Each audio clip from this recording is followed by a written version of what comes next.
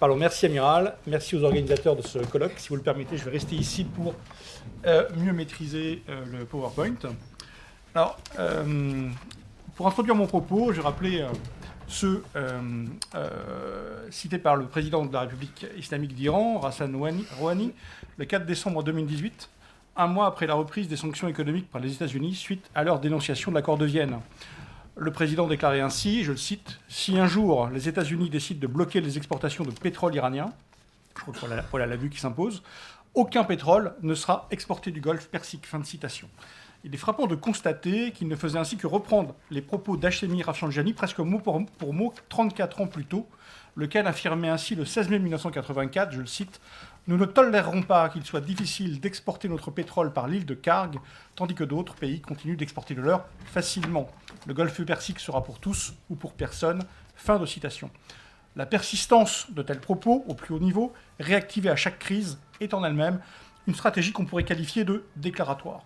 Mais elle est soutenue par le développement de moyens asymétriques visant à rendre crédibles les capacités iraniennes de déni d'accès dans le Golfe arabo-persique et en particulier dans le choke point qu'est Hormuz. L'analyse des capacités actuelles d'un blocage du détroit et des réponses à y apporter ne relève cependant pas directement de mon propos, qui se contentera de les éclairer au regard de l'histoire. Le précédent historique pertinent, c'est évidemment la guerre Iran-Irak de 1980 à 1988, durant laquelle les attaques contre le trafic maritime furent généralisées à l'ensemble du Golfe arabo-persique, au point de donner lieu à l'appellation spécifique de tanker war à leur propos. La menace sur le détroit d'Ormuz se concrétise au point que la rhétorique iranienne du déni d'accès est alors confrontée aux conditions politiques et militaires de sa mise en œuvre réelle. Face à elle, les marines occidentales, garantes de la liberté de la circulation maritime, doivent à la fois anticiper des actions d'anti-access denial, c'est-à-dire forcer l'interdiction iranienne éventuelle, et protéger au quotidien le pavillon marchand confronté au risque plus sournois de harcèlement durant leur transit. Alors je vais suivre le plan suivant pour une conférence qui se fonde essentiellement sur la consultation de l'abondante littérature sur le sujet, mais aussi des archives déclassifiées ou non protégées de l'état-major de la marine, ce qui justifie d'axer mon propos sur le point de vue français, de la marine nationale, selon le plan que vous voyez ici. Alors pour commencer, faisons un rappel des données géographiques de base concernant le détroit d'Ormuz. C'est un bras de mer de 167 km de long, sur une largeur variable de 39 à 96 km. Toutefois, la présence d'îles et les conditions climatiques particulières contraignent... Pardon, j'en suis là. Contraignent la navigation. Des chaleurs extrêmes génèrent ainsi un brouillard d'évaporation qui limite parfois la visibilité à 1 nautique, c'était le sens de ma vue précédente, comme vous le voyez, et en général à 3 à 5 nautiques pour les jours les plus clairs. L'identification des navires est donc difficile, les radars quant à eux sont gênés par le ducting des côtes proches et aggravés par le sable projeté par les vents de terre. Avec une profondeur moyenne de 80 mètres, le détroit est en théorie largement praticable même par les ultra-large crude carriers de plus de 320 000 tonnes, dont le tirant d'eau n'atteint pas 30 mètres. À l'embouchure du détroit, les ports de Corfacan et Mascate sont des zones de stationnement de nombreux navires qui attendent l'ordre de leur armateur d'embouquer le détroit.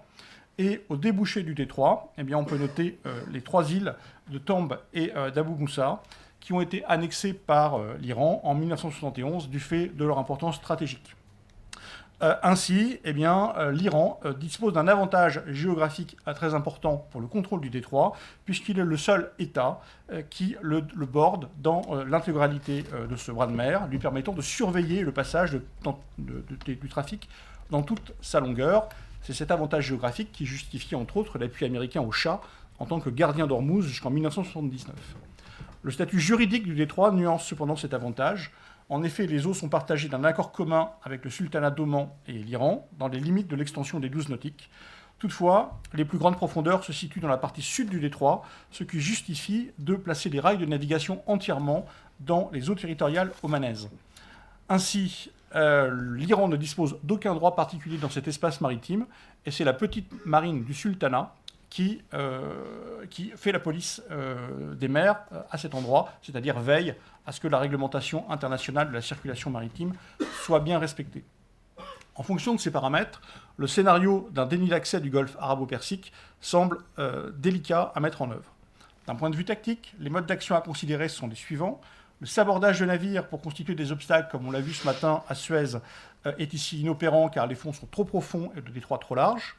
La disposition de batteries côtières disposées sur les îles ou les côtes est menaçante, certes, mais elle serait vulnérable à l'aviation. Le minage est a priori très redoutable, mais il faut noter qu'il existe des voies de passage alternatives aux rails et qui ne sont que des limites légales à la circulation, et que la sécurisation des rails serait rapide une fois la supériorité aéromaritime acquise dans la zone.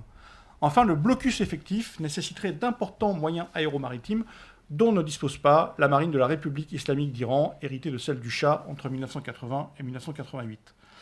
Mais surtout, toute action de ce genre dans un détroit international provoquerait une réaction en proportion avec l'enjeu de l'approvisionnement en pétrole qui y transite, soit 35% des besoins mondiaux en 1973 et encore 21% de nos jours. Il n'est donc pas étonnant que les États-Unis, dès le premier choc pétrolier, prennent des mesures pour intervenir dans la région en cas de nécessité. On pense par exemple à la création en 1975 d'une base arrière à Diego Garcia, très au large il est vrai, très au loin. La formation en 1979 d'une force de réaction capable d'intervenir rapidement dans la région, la rapide déploiement de force. Toutefois, jusqu'en 1979, il faut souligner qu'il s'agit de s'opposer à une intervention extérieure soviétique, en s'appuyant sur l'Iran, allié privilégié dans la région. La révolution islamique change la donne et oblige à considérer l'hypothèse d'un blocage initié depuis l'intérieur du Golfe, par le nouveau régime. Lorsque l'Irak débute son invasion de l'Iran en septembre 1981, eh bien, il cristallise cette crainte, puisque Téhéran est bien décidé à faire de sa position dominante à Hormuz un argument de chantage stratégique face aux soutiens occidentaux de son agresseur, au premier rang desquels on trouve la France, fournisseur privilégié des armées de Saddam Hussein. Dès le 23 septembre 1980, Téhéran menace de bloquer les détroits en cas d'intervention étrangère et même d'y mouiller des mines. L'hypothèse est suffisamment prise au sérieux par l'état-major des armées pour renforcer les unités d'Al-Indien, l'amiral qui commande les forces navales en océan Indien, de deux façons. D'une part, par une présence navale renforcée dans le golfe d'Oman, à hauteur d'un petit task group 623.1, qui comprend 4 unités de combat et un pétrolier ravitailleur, et d'autre part, par la création, le 23 novembre 1980, d'une unité de guerre des mines prépositionnée à Djibouti, la DAMOI, la division anti-mines de l'océan Indien. Mais l'absence de mise à exécution concrète de ces menaces par Téhéran dédramatise la situation. La DAMOI reste à Djibouti durant 2 ans comme une sorte de garantie anti-mines, et la patrouille dans le golfe d'Oman est vite allégée pour revenir à l'étiage en août 1983, un seul bâtiment de faible tonnage. En fait, plutôt que de répondre à un improbable blocus du détroit, le TG 623.1 a peut-être servi à couvrir le passage des livraisons d'armes françaises à l'allié irakien. Mais l'extension de la guerre au commerce, jusque-là contenue au nord du golfe arabo-persique, change la donne, comme vous le montre cette carte qui localise les rayons d'action successifs de l'aviation irakienne. On note notamment la fourniture donc à Bagdad du matériel français Super Étendard et Mirage F1EQ, redoutable, puisque capable de tirer le missile anti-navire Exocet. La réplique de l'Iran à cette menace contre son propre trafic marchand va commencer ce qu'on appelle le début de la Tanker War, c'est-à-dire la généralisation des attaques dans le golfe arabo-persique. Alors cette guerre au commerce marque les esprits par les images impressionnantes de pétroliers en feu, comme celle-ci, mais il faut noter cependant qu'elle a toujours été trop décousue, trop peu intense, si l'on veut, pour dissuader les armateurs de fuir les eaux du Golfe. Pendant la guerre, les affaires ont continué, et les pertes sont épongées, soit parce qu'on envoie de vieux clous au sacrifice, soit par la hausse des compagnies d'assurance. Hors de portée de l'aviation irakienne jusqu'en 1986, le détroit d'Ormuz a longtemps été épargné par les combats. Et pour l'Iran, son rôle est autre. Il sert en quelque sorte de sas de contrôle du trafic. Les navires marchands sont ainsi identifiés par des avions de patrouille maritime dès leur approche en mer d'Oman, puis en fonction de leur identité et de leur destination, ils peuvent soit passer librement, soit subir une attaque une fois entrés dans le Golfe, donc à la hauteur des îles Abu Moussa et Toms, ou plus loin, soit être marqués dans le détroit d'Ormuz par une frégate chargée d'une reconnaissance plus précise, éventuellement suivie d'une tentative de déroutement. Le déroutement vers un port iranien, Bandar Abbas, le plus souvent, est ainsi la véritable menace pesant sur les navires de commerce dans le détroit d'Ormuz, mais c'est une action ciblée, rarement mise en œuvre par l'Iran, visiblement sur renseignement. C'est la crainte d'un incident de ce type envers le pavillon marchand français qui incite à mettre en œuvre en 1984 un dispositif d'assistance sous forme de patrouilles d'alerte tenues à l'entrée du détroit par de modestes avisos escorteurs, comme ici le Proté, commandé par le capitaine de frégate Beauvois. Donc, selon le système qui n'a jamais été efficace des patrouilles, des routes patrouillées, ce dispositif partit d'une absence de coopération avec la Marmare sur une vaste étendue maritime parcourue par une circulation intense ou dans les zones d'attente de Mascate et Al-Fujira. Or, les navires marchands répugnent à indiquer les éléments de leur transit par radio lorsqu'ils pénètrent en zone d'OMAN, on les comprend. Donc le militaire cherche le civil, tandis que celui-ci se plaint de ne pas avoir de bateau gris. En fait, face à la menace aérienne ou missile, il faudrait déployer de plus gros moyens pour assurer une réelle protection rapprochée. C'est ce que décrit cette fiche tirée de l'état-major opération de la marine en juillet 1984, qui cherche à établir, en fonction des modes d'action et des effets recherchés, les modalités d'application. Donc ces modes d'action, on les voit ici par ordre croissant d'intensité de l'action et des moyens déployés. Je les cite rapidement. Protection à distance, eh bien, c'est ce que vont faire les Français. On reste un peu au loin, prêt à réagir à une attaque signalée par un marchand. Protection rapprochée, la même chose, plus près. Protection active avec coopération. Sans coopération, c'est une escorte qui engage juridiquement l'État. Protection active avec coopération, c'est la même chose en liaison avec les marines locales ou la marine américaine sur place. Et la réduction de la capacité adverse du trafic, c'est un euphémisme pour dire guerre à l'Iran, bombardons ces bases menaçantes. En définitive, cette analyse semble surtout anticiper une intervention internationale de grand style, renvoyant au discours stratégique dominant de la protection des routes du pétrole, auquel les marins ont toujours été sensibles. Mais en définitive, seul l'US Navy finira par mettre en œuvre les modes d'action les plus offensifs. Quant à la marine nationale, c'est plutôt à des provocations aussi subites que ponctuelles, suivies de calme, qu'elle doit faire face. Ainsi, après une tentative de déroutement du porte-conteneur Ville de Bordeaux, le 18 avril 1985, un nouveau dispositif nommé Ariane donne pour mission à la marine l'accompagnement des navires de commerce. La nuance entre accompagnement et escorte est juridique, puisque escorter un navire de commerce, c'est le placer sous la responsabilité de l'État, transformant toute agression contre lui en un acte de guerre. Ce que Paris veut absolument éviter. Autrement dit, l'accompagnement est une mesure euphémisante, significative, de la volonté du gouvernement français d'éviter une escalade incontrôlée. Le navire de guerre est dans la zone un peu par hasard et réagira en fonction de la situation pour protéger le navire marchand. Cette mission fait cependant ses preuves en octobre 1995, quand le porte-conteneur Ville d'Anvers est à son tour menacé d'arraisonnement par une frégate iranienne. Vous voyez ici la cinématique de cet incident qui reproduit le schéma que je vous décrivais. Reconnaissance du Ville d'Anvers par des avions de patrouille maritime en mer d'Oman. Il est marqué par une frégate iranienne quand il emboucle le détroit d'Ormuz. Il appelle à son secours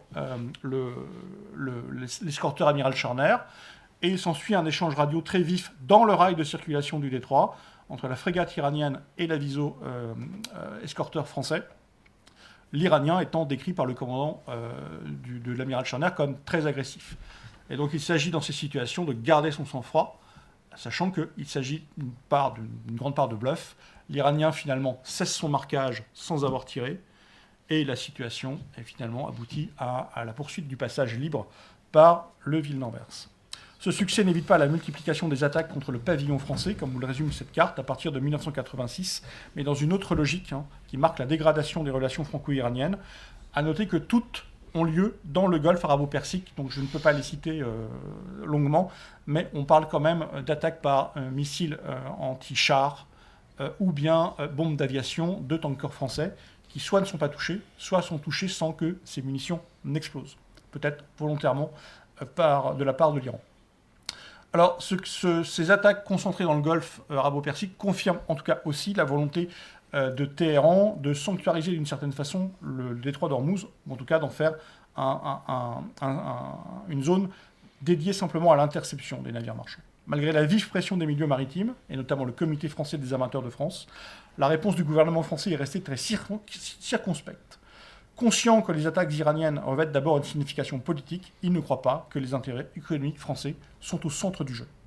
Une cellule d'expertise est simplement mise en place par l'état-major de la marine, au profit des compagnies maritimes, pour leur fournir des renseignements et des conseils de prévention, aborder le détroit d'Ormuz de nuit, ne pas émettre par radio ou par radar durant le transit, masquer les feux. Mais ces conseils, peu rassurants, n'ont toujours suivi d'effet s'ils contredisent l'impératif de rentabilité d'exploitation des navires marchands. Cette tolérance aux risques sécuritaires dans le Golfe arabo-persique est rompue en 1987 sous l'effet de deux tendances.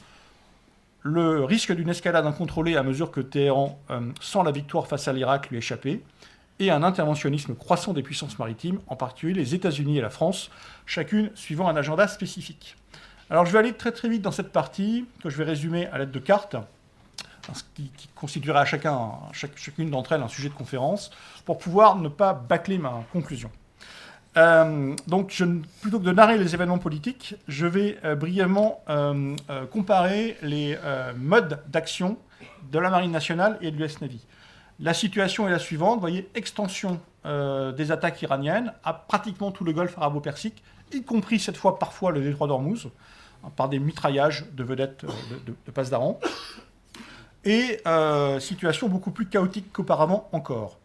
Y compris l'usage potentiellement très redoutable de missiles Styx, donc de véritables missiles anti-navires, qui là font basculer l'Iran dans une stratégie qui se rapproche cette fois du véritable déni d'accès, notamment lorsque ces batteries sont installées dans le détroit d'Ormuz. Alors vous voyez les cartes des batteries identifiées ou des sites en construction sur cette carte.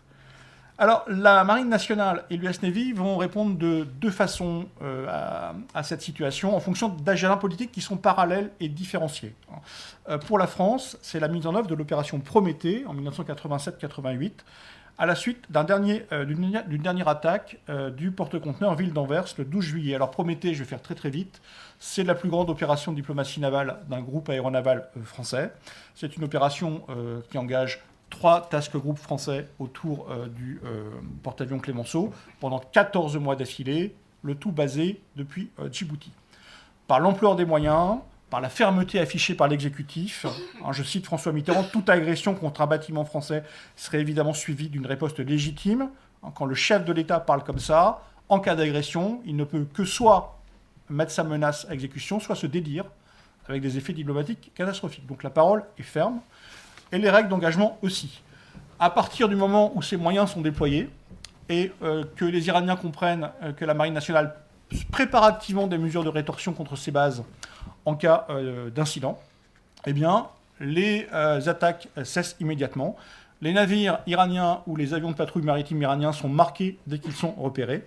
Et donc, c'est une réussite du point de vue de la protection des voies maritimes, au point qu'à partir de janvier 1988, la Marine nationale étend sa protection de fait à certains navires neutres attaqués par les vedettes iraniennes. De son côté, l'US Navy s'implique de façon croissante au cœur du Golfe arabo-persique, un engagement qui prend d'abord des formes défensives, des convois, l'usage de forces spéciales pour lutter contre les mines, et finalement une forme offensive avec de véritables batailles navales lors des opérations Nimble Archer et Praying Mantis en octobre 87 et avril 88 respectivement. En définitive, là où l'engagement de la Marine nationale n'est jamais présenté comme un effort de contrôle de crise, tout en y contribuant, l'US Navy met en œuvre une véritable stratégie d'anti-access denial, fermant ainsi définitivement à l'Iran toute fenêtre d'action sur sa façade maritime, même par des moyens asymétriques. Elle contribue donc à lui faire admettre la signature d'un cessez-le-feu par l'Irak, puisqu'elle n'a plus de solution de victoire à terre et que ses fenêtres d'action en mer sont fermées. Malgré leurs postures différentes, les deux marines contribuent aux mêmes objectifs, la liberté de navigation. Peut-on alors parler d'un partage fonctionnel des tâches entre alliés ? Dans cette hypothèse, les navires français, comme ceux d'autres marines européennes, assuraient la sécurité des routes commerciales, en prenant en compte par exemple le déminage, tandis que l'US Navy se chargerait de vaincre l'Iran. En définitive, la guerre Iran-Irak illustre à la fois les limites et les développements possibles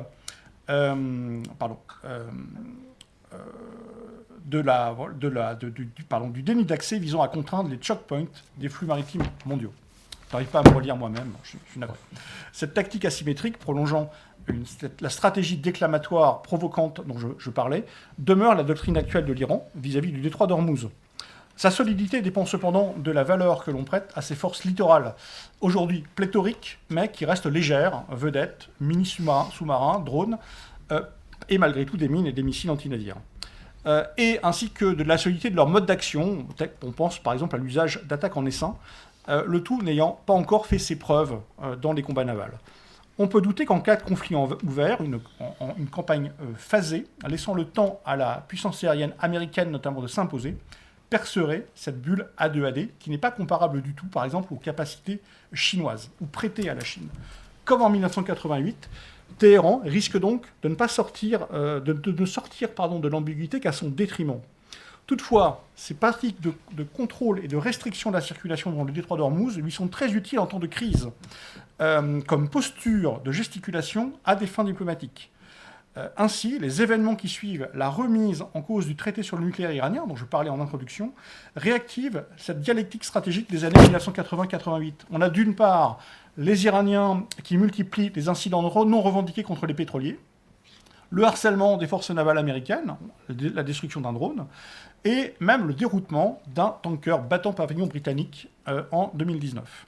Et de l'autre, eh bien, des menaces américaines de rétorsion appuyées par le déploiement emmerdement d'un Carrier Strike Group, un porte-avions américain, et des opérations en parallèle de protection des voies maritimes menées par les marines européennes. Je pense à l'opération Agénor, encore en cours, initiée par la France. Voilà.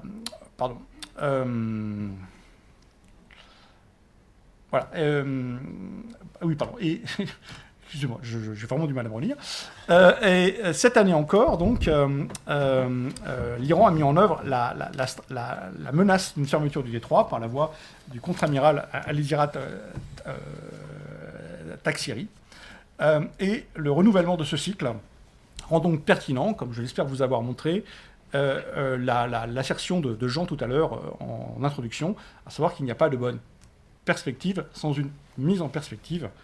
Et j'en ai terminé. Je vous remercie.